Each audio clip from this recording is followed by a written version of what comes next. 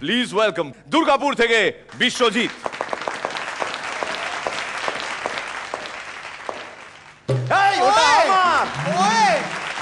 ठक ठक ठक ठक एक बार फिर से आ गया है, एक बार फिर से आएगा, चल इसी खुशी में बजा। मिर्जा, खून का बांग्ला अर्थ क्या होता है? खून का बांग्ला अर्थ की ब्लड आवर की। चल चल विश्वजिৎ এবার তুই বল। রক্ত এই নিজের গলায় বল, যা বলবি এতদিন আমাকে দিয়ে চালিয়েছিলিস, এবার নিজের গলায় বল। ওয়াইল্ড কার্ডে ফিরে এসেছি, নিজের গলায় বল। আচ্ছা, রক্ত আমার শরীরে বইছে আমার বাবার রক্ত। লোকে বলে বাবার কিছু আচরণ নাকি আমার মধ্যে আছে, আছে আছে থাকবেও। তো রক্তের কিছু গুণ বলি। কারগিলের যুদ্ধের সময় প্রচুর ভারতীয় সৈন্য আহত হয়, তাদের জন্য প্রয়োজন হয় রক্ত। সারা দেশের সব ধরনের মানুষ ব্লাড ব্যাংকে দিল রক্ত, সেই রক্ত নিয়ে দেওয়া হলো সৈন্যদের। সৈন্যরাও রক্ত পেয়ে পুরোপুরি সুস্থ। এবার শুরু হলো যুদ্ধ। এবার দেখুন রক্তের গুণ। ভারতীয় সৈন্য বর্ডারে গিয়ে ए अल्लाह के नाम पे ले ले रे बाबा, भगवान के नाम पे ले ले रे बाबा, मौला के नाम पे ले ले रे बाबा। বিশ্বাস কর সকাল থেকে একটা কাউকে গুলি দিইনি, একটা কাউকে গুলি দিইনি। তোর মঙ্গল করবে, তোর বাবার মঙ্গল করবে, তোর 14 গোষ্ঠীর মঙ্গল করবে। ले ले रे बाबा, ले ले ले रे बाबा, ले ले। ও क्या बात, পরের সৈন্য সেও বর্ডারে গেছে।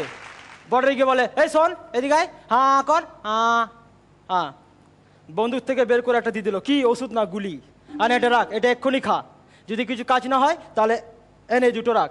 রাত্রে ঘুমানোর আগে একটা খাবি, সকালে ঘুম থেকে ওঠার আগে একটা খাবি, আর যদি কাজ না হয় তাহলে এনে এই গ্রেনেডটা রাখ। সকালে ঘুম থেকে উঠে চাবিটা খুলে কোমরে রেখে বসে পড়বি, কাজ হয়ে যাবে। কার রক্ত ছিল? কার রক্ত ছিল? কার? ডক্টর কৃষ্ণেন্দু রাভার কার। নেক্সট চলে গেছে, খুবই স্মার্টলি গেল হেঁটে। পকেটদারে বন্দুক বের করলো, ইস AK-47 নয়, 303 নয়, পাতি ক্যাপ ফাটানোর বন্দুক। এক ক্যাফেতেই কফি, ঢিসকাও, এই না সরি ফুটুস। পরের জন গেছে, পরের জন গিয়ে কিছু চালাতে হয়নি, না বোম না গুলি না তোপ না কিছু, কিছু না চালাতে 10 জন পড়ে গেছে। তাহলে কি চালিয়েছিল? কি পা।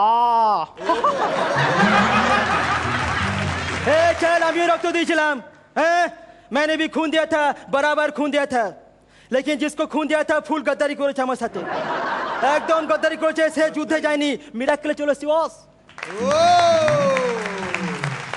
তো আমি মানে মজা করতে করতে এটাই প্রমাণ করতে চাইলাম যে আমাদের দেশের জন্য যদি আমাদের কিছু মানে দেশের কিছু ক্ষতি হলে আমরা হাসতে হাসতে সব কিছু করতে রাজি বস।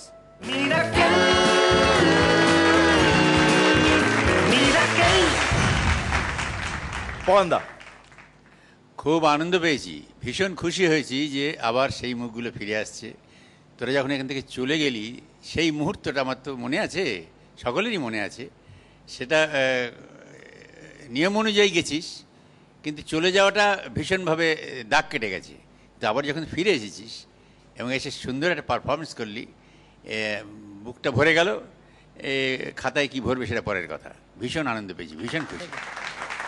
শ্রীলেখা এন্ট্রিটা ধাসু ছিল, অ্যান্ড বিশ্বজিৎ সত্যি পরন্দা যেটা বললেন, ভালো লাগছে তোমাকে এখানে দেখতে পেয়ে। আগামী এপিসোডসগুলোতে আরো বেটার হবে।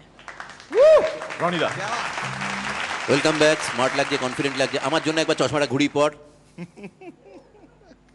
ফাটিয়ে।